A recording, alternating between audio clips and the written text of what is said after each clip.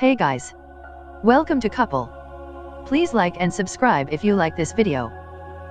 YouTube is releasing a tool for creators that checks to see if their videos are being stolen. Now, every time a video is uploaded to YouTube, the service will scan and check if the content already exists or is very similar to other videos on the site. It will only identify complete videos, not clips. The tool, which YouTube is calling the Copyright Match tool, will roll out to creators with more than 100,000 subscribers starting next week. It will roll out to more users over the next few months. Creators who use the tool will be notified if copies of their videos surface on YouTube.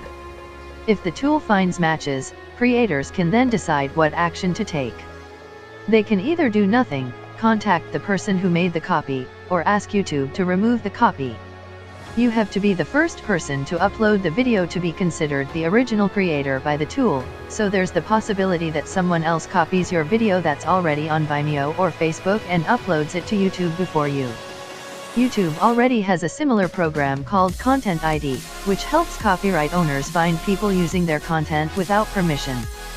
Content ID is more limited in its availability, and unlike this new tool, it also allows content owners to monetize unauthorized uses of their work.